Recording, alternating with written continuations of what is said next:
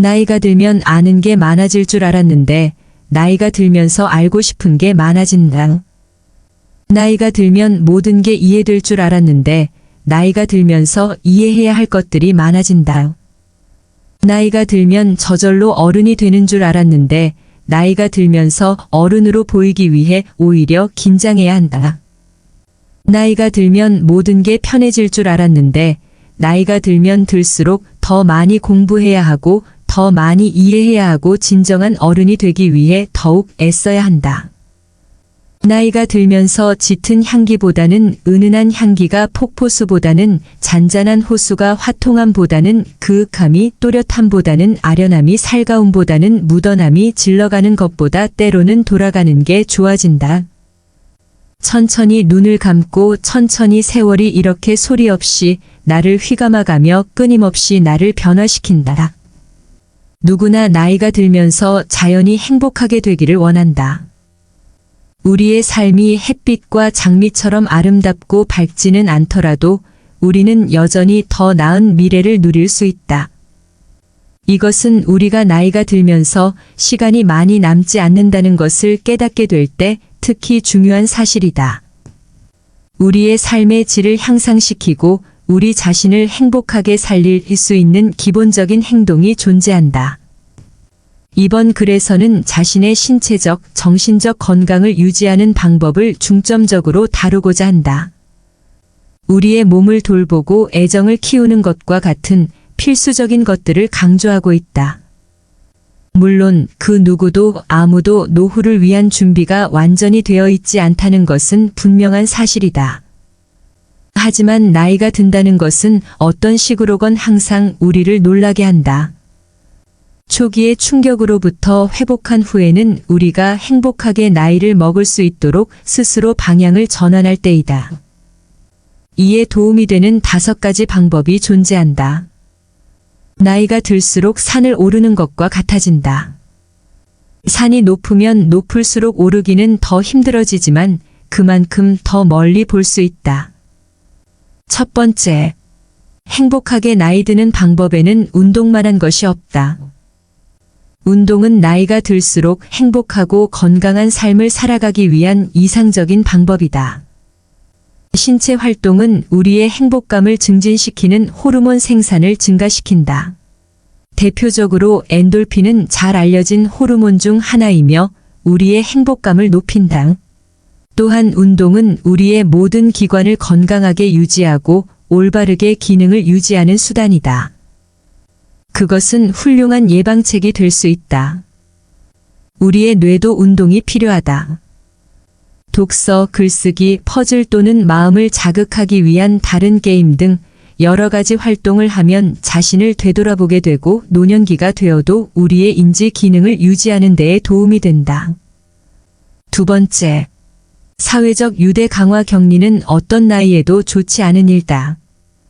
물론 그렇다고 수백만 명에 달하는 친구가 필요하지는 않지만 최소한의 안정적인 소셜 네트워크를 갖는 것이 중요하다. 다른 사람들과의 상호작용은 우리의 두뇌를 계속 유지하는 데에 도움이 된다. 물론 우리의 인생을 즐겁게 만들 수도 있다. 때때로 우리는 통제할 수 없는 외부의 상황 때문에 좋은 친구들을 만나는 일이 뜸해지기 시작한다. 하지만 가능한 한 이러한 인간관계의 연결을 돌보고 배양하는 것이 좋다. 우리가 소중한 우정을 나누면서 행복하게 지내는 것이 더 쉬워지기 때문이다.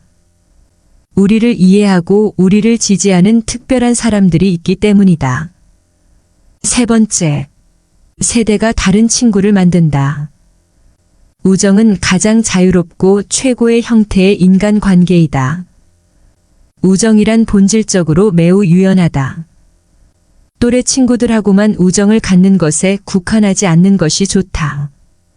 세대가 다른 사람과의 우정도 매우 유용할 수 있다. 노인이 되어도 젊은 사람들과 계속 연락해야 한다. 그와 동시에 젊은 사람들은 나이 든 친구들로부터 많은 도움을 받을 수 있을 것이다. 두 경우 모두 충분한 장벽이 있으면서 동시에 공통점이 있다. 우리는 세대 차이가 나는 관계에 존재하는 모든 부의 가치를 알 수 있을 때 비로소 행복하게 성장할 수 있다. 네 번째, 당신이 오로지 좋아하는 일만 하자.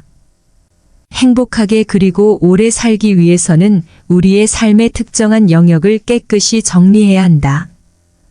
우리가 노년기에 이르면 무엇이 우리에게 즐거움을 선사하고 무엇이 그렇지 않은지를 알 수 있다. 우리는 의무와 헌신을 위해 이미 많은 일들을 해왔으며 이제는 우리가 사랑하고 소중히 여기는 삶에 헌신할 때이다. 이제는 잃을 시간이 없다. 지난 몇 년간의 삶은 우리가 원하는 것을 빼앗은 시간이 아니다. 사실 오히려 그 반대이다. 우리는 이미 어떤 목표를 달성할 수 있었는지 알고 있다. 그렇기에 우리는 이제 삶의 초점을 바꿀 때이다. 우리에게 즐거움을 가져다 주는 일에 헌신하자. 우리 눈에 반짝임을 주는 일만을 하자. 우리가 관심을 갖지 않고 또 우리에게 관심을 갖지 않는 것에게 관심을 두지 말자. 다섯 번째, 새로운 역할을 찾아보기. 우리 모두가 자신만의 습관을 세웠지만 그것이 참신하지 않다는 것을 의미하지는 않는다. 사실 우리는 결코 우리 자신을 알고자 하는 습관을 멈추지 않을 것이다. 아마도 우리는 새로운 열정을 찾아내어 우리 자신을 놀라게 할 수 있을 것이다. 행복하게 오래 살 수 있는 한 가지 방법은 바로 자신의 새로운 역할을 탐구하는 것이다. 감히 당신이 전에 한 일을 하지 마라. 재능을 표현하는 새로운 방법을 찾아보자. 지금까지 재배하지 않은 능력을 키울 방법을 찾아보자. 우리가 나이를 먹는 것에 대해 긍정적인 태도를 유지한다면 노년기는 우리 삶의 훌륭한 부분이 될 수 있다. 우리는 젊음에 서서히 안녕을 고해야만 한다. 우리는 살아오다 어느 날 문득 노년을 보내고 있는 자신을 발견하게 된다. 머리카락은 희끗희끗 반백이 되어 있고 몸은 생각같이 움직이지 않고 자신의 키보다 훨씬 커버린 아들은 회사에 출근하고 어느새 딸들은 결혼을 하여 엄마가 되어 있다.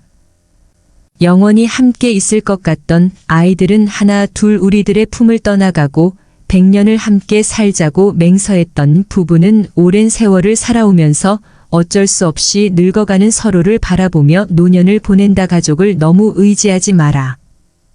그렇다고 가족의 중요성을 무시하라는 것은 아니다.